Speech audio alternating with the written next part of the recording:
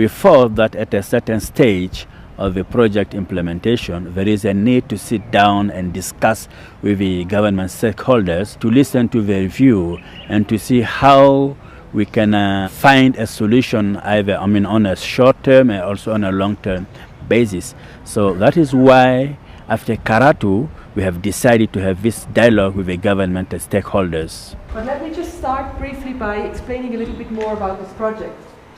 Why do we have this project at all? We have it because, on one hand, the 55 years that Ngorongoro has been this multiple land use area is quite an amazing thing. It's not something that happens everywhere, all the time. It is quite something special. There's not many sites in the world. In 59, there was, I think, no other site in the world which was a protected area, which was people, wildlife, and tourism in that sense. It is still one of the most pristine sites. People come here because they think it is paradise reincarnation. No? I mean, they come to the crater because they feel that this is one of the most unique things they've ever seen in the world. After looking at the issues, of course, of which governance is one complex of issues that are related to governance, that are related to the law also, to the act, we then went into the facts. We had a lawyer present the act and what his challenges are and what is currently going on in trying to change it.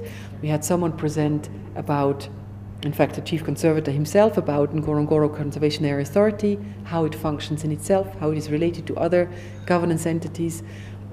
We had someone from the district, and we had someone to talk about traditional governance. Ngorongoro Conservation Area was actually excised from Serengeti in 1959. It was part of the greater, Serengeti National Park. There was a deal that was made between the British and the Maasai.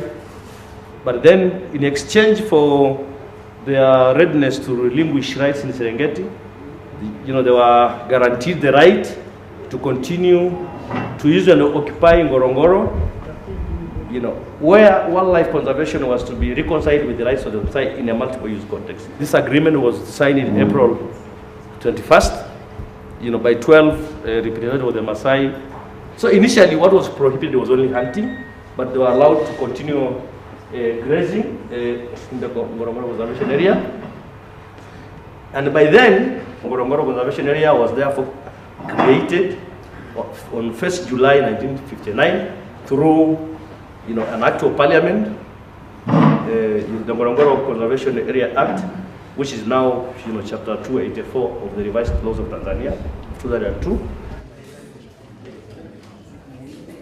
Ukiangalia Ngorongoro specifically, maamuzi yanafanyika katika mfumo ambao sio rahisi, ni very complicated, very complex. Kwa maana nyingine, stakeholders wanashirikishwa kwa sehemu fulani kwa level mbalimbali, lakini vile vile kwa context mbalimbali, na extent ya power inatofautiana kutoka institution moja ndani ya NCAA kwenda institution nyingine. Ndio maana nasema iko very complex hii taasisi ya hii governance ya Ngorongoro kulinganisha na maeneo mengine kama Tanzania National Parks ama game reserves. Na kama mnavyofahamu, vijiji viko chini ya wizara tofauti kabisa ambayo inawasaidia kuwawezesha hawa wanakijiji kumiliki, lakini cha msingi kabisa kuendesha shughuli zao kwenye maeneo yaliyotengwa kama maeneo ya wanyamapori.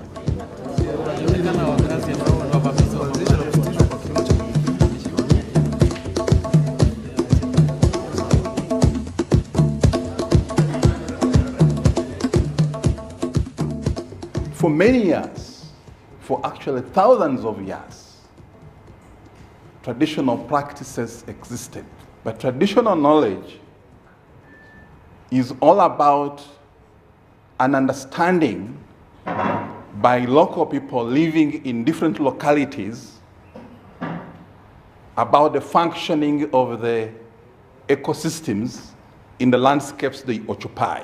In the traditional systems, there was the multiple species management concept that allowed for ecosystem balancing, because they did understand that different animal species graze at different levels, And then they practiced resource rotation, succession management, generally an understanding of landscape attributes, which they were aware did cut across science, economics, culture, and religion.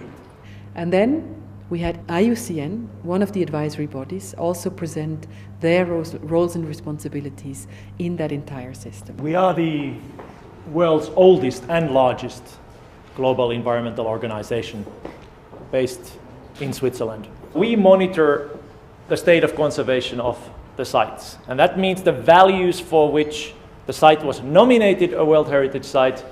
IUCN is one of the three bodies that monitors whether those values are being maintained on the site. In this case, the Ministry of Natural Resources and Tourism in Tanzania, that organizes the monitoring mission, decides who the monitoring mission speaks to, so who they consult, where they go. All the logistics of that monitoring mission are not decided by IUCN, are not dictated by IUCN. They are organized, decided completely by the government.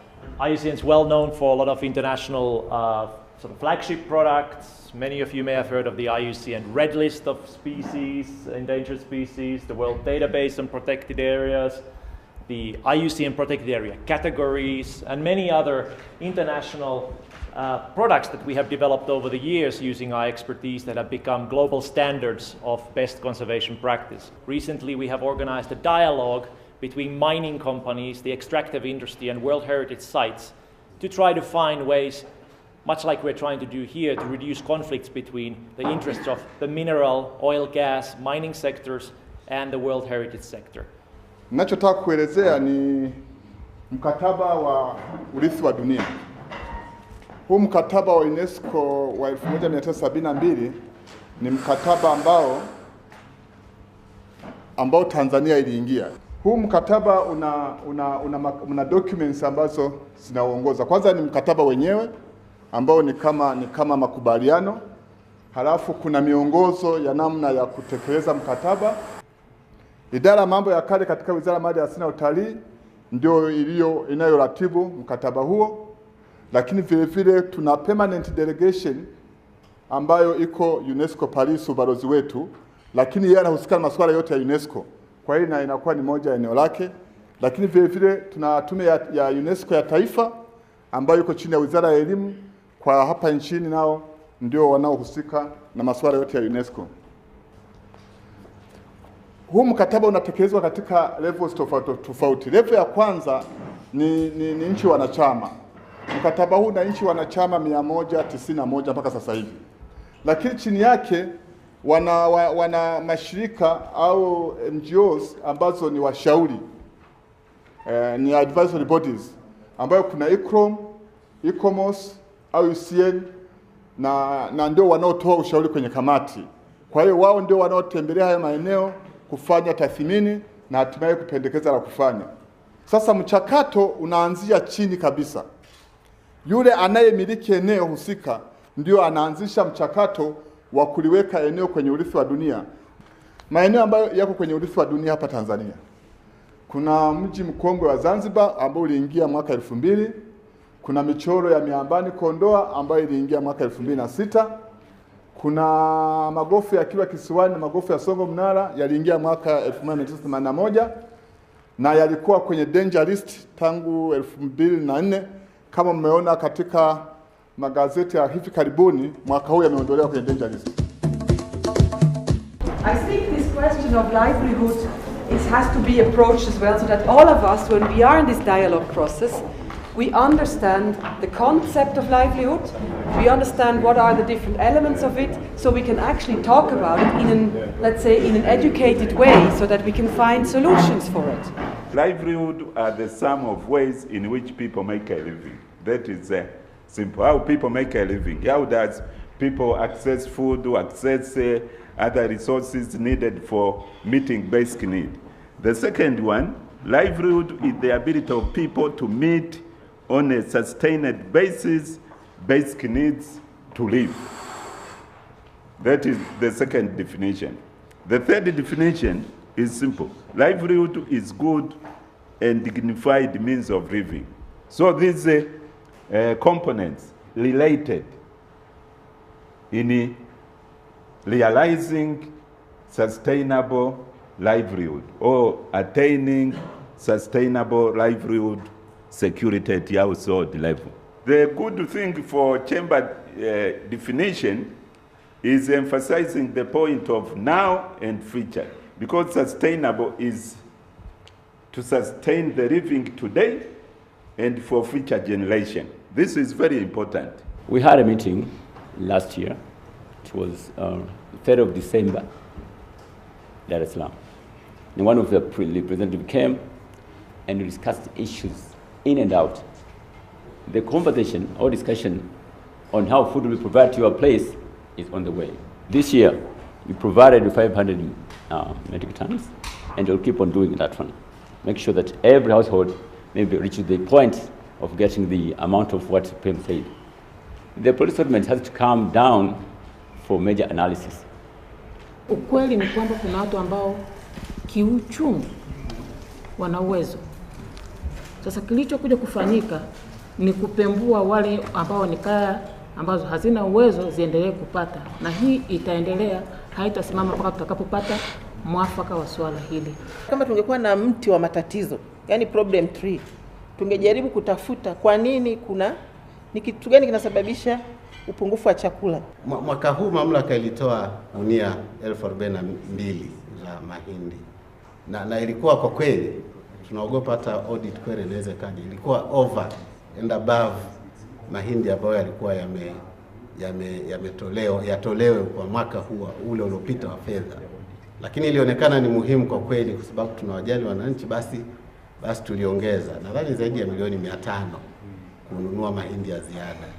Na bahati nzuri ofisi ya waziri mkuu ilitoa magunia 5,001 kuongezea hilo.